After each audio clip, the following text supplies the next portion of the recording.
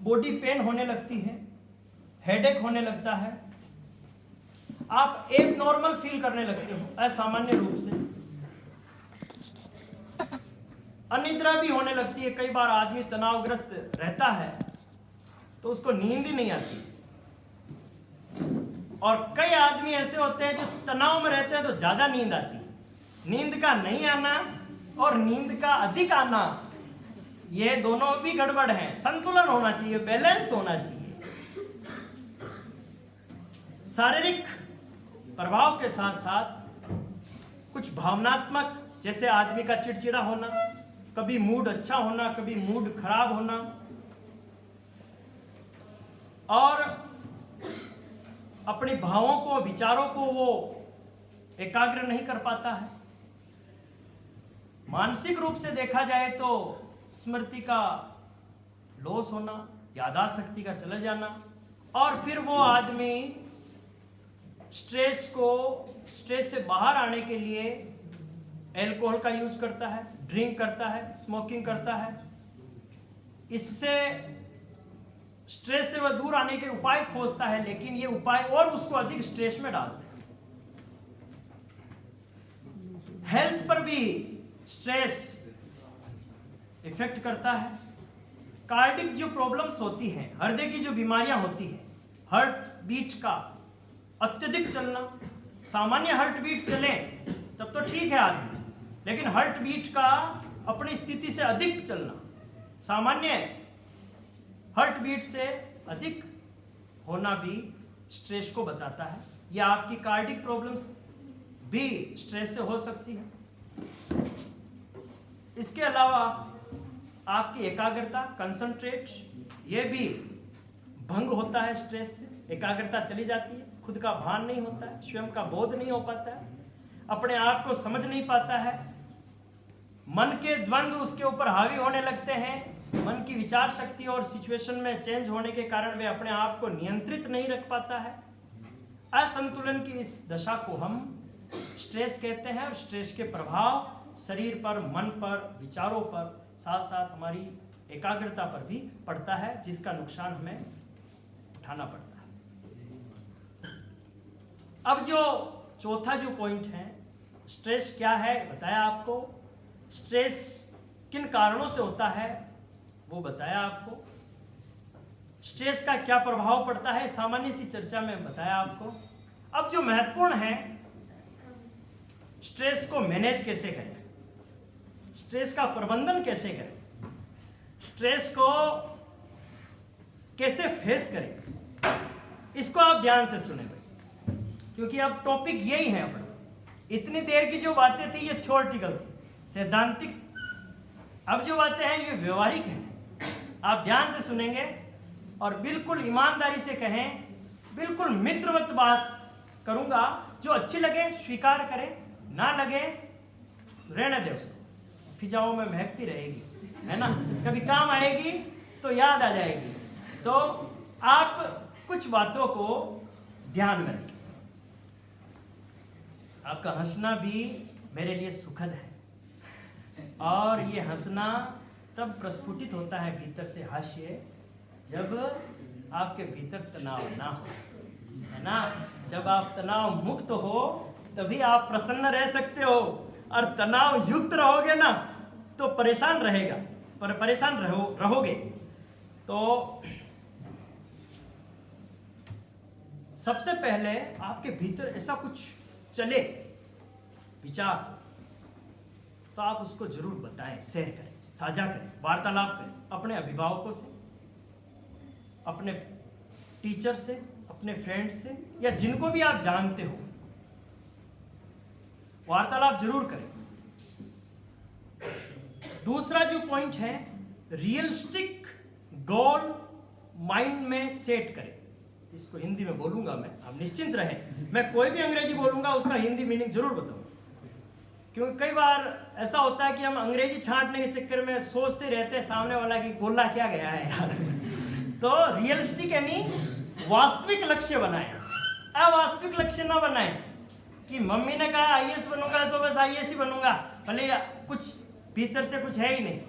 या मम्मी ने कहा है कि डॉक्टर बनना है तो डॉक्टर बनूंगा, पापा ने कहा है डॉक्टर बनना है तो डॉक्टर बनूंगा। वास्तविक लक्ष्य बनाएं जो आप बन सकते हो। आप अच्छे राइटर बन सकते हो, अच्छे पोइट बन सकते हो, अच्छे आप चित्रकार हो सकते हो, अच्छे डांसर हो सकते हो, सिंगर हो सकते हो।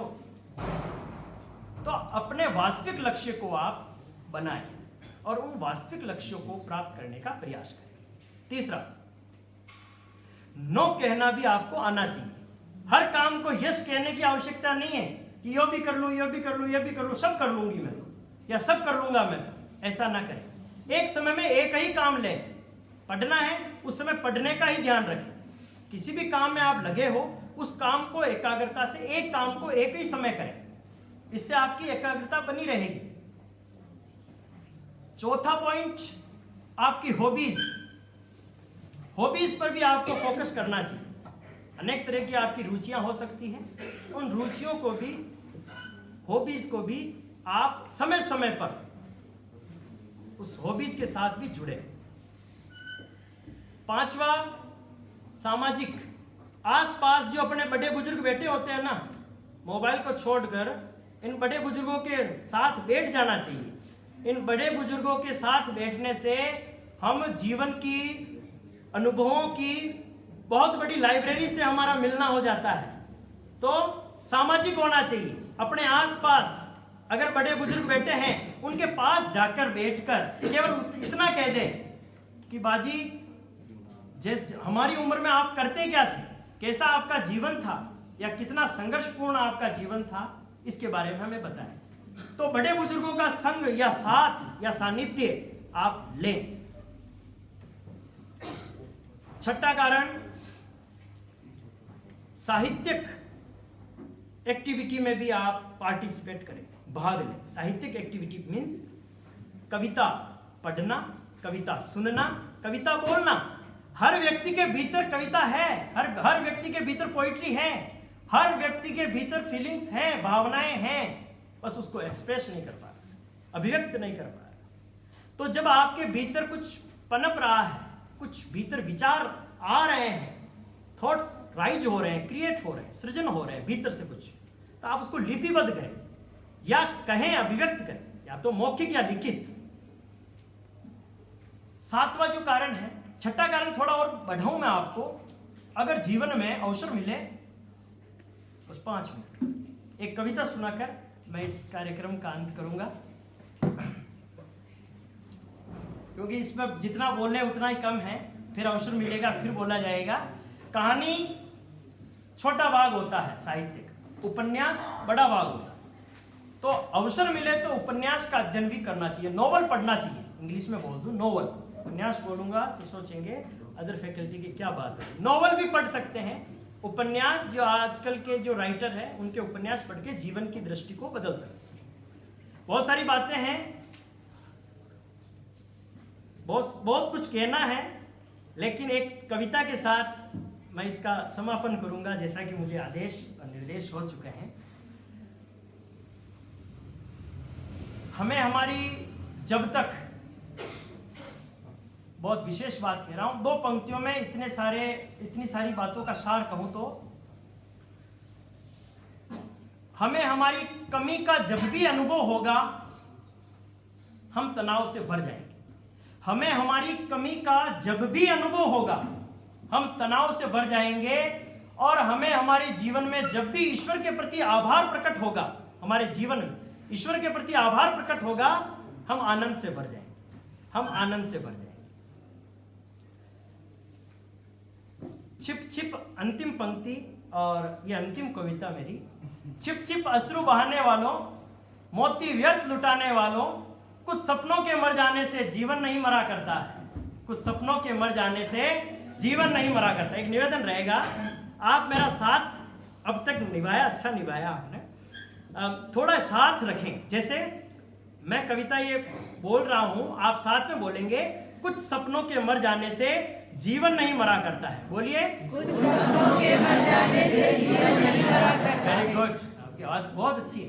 कंटिन्यू रखें आप, है ना। जब जब ये आएगा मैं रुकूंगा, आप बोलेंगे। Okay okay okay. छिप छिप अश्रु बहाने वालों, मोती व्यर्थ लुटाने वालों, कुछ सपनों के मर जाने से जीवन नहीं मरा करता है। सपनों के मर जाने से जीवन नहीं मरा करता। सपना क्या है? नयन सेज पर सोया हुआ आंख का पानी।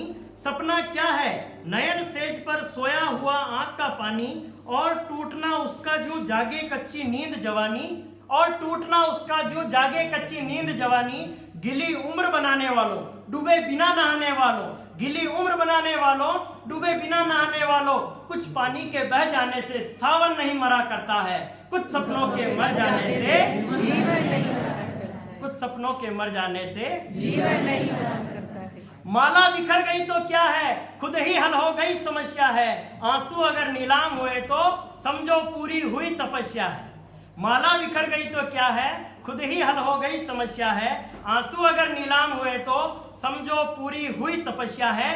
रूठे दिवस मनाने वालों, फटी कमीज सिलाने वालों, रूठे दिवस मनाने वालों, फटी कमीज सिलाने वालों, कुछ दीपों के बुझ जाने से आंगन नहीं मरा करता है। कुछ दीपों के बुझ जाने से आंगन नहीं मरा करता है। कुछ सपनों के मर जाने से जीवन नहीं मरा करता है। कुछ सपनों के मर जाने से जीवन नहीं मरा करता है। खोता कुछ भी नहीं यहाँ पर, खोता कुछ भी नहीं यहाँ पर, बस जिल्द बदलती पोथी। खोता कुछ भी नहीं यहाँ पर, बस जिल्द बदलती पोथी, जैसे रात उतार चांदनी पहने सुबह धूप की धोती। खोता कुछ भी नहीं यहाँ पर, खोता कुछ भी नहीं यहाँ पर, बस जिल्द बदलती पोथी, जैसे रात उतार चांदनी पहने सुबह धूप की धोती। वस्त्र बदल कर आने वालों, चाल बदल कर जाने वालों, वस्त्र बदल कर आने वालों, चाल बदल कर जाने वालों, चंद खिलौनों के खो जाने से बचपन नहीं मरा करता है। चंद खिलौनों के खो जाने से बचपन नहीं मरा करता है। कुछ सपनों के मर जाने से जीवन नहीं मरा करता है। कुछ मुखड़ों की नाराजी से दर्पण नहीं मरा करता है। कुछ मुखड़ों की नाराजी से दर्पण नहीं मरा करता है। कुछ सपनों के मर जाने से जीवन नहीं मरा करता है। अरे लाख करे पतझड़ कोशिश पर उपवन नहीं मरा करता है। लाख करे पतझड़ कोशिश पर उपवन नहीं मरा करता है। कुछ सपनों के मर जाने से जीवन नहीं मरा करता है। सपनों के मर जाने से जीवन नहीं मरा करता।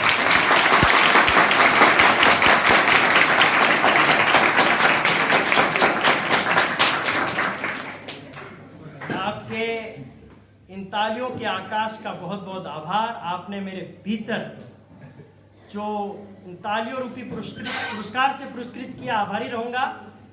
बस एक दो लाइन कि आपको मुस्कुराता हुआ छोड़कर जो मैं जा रहा हूं ना, निश्चित आपको हंसा भी दिया। दैट्स मेरा टॉपिक क्लियर हो गया, आप तनाव मुक्त हो गए, है ना। तो आपको हंसाकर, मुस्कुराकर या खिलखिलाकर मैं विदा ले रहा हूं, जा रहा हूं, लेकिन आपके भीतर हंसी को प्रस्फुटित कर दिया। आपने तनाव प्रबंधन की इस कार्यशाला को अच्छे ढंग से पार्टिसिपेट कर दिया। बहुत बहुत शुक्रिया सर। और आप सभी जो यहाँ विराजे हैं, समय अधिक ले लिया इसके लिए क्षमा नहीं मांगूंगा। आप समय आपने कम दिया, बहुत कुछ अभी बोलना शेष था। बहुत बहुत आभार, थैंक यू।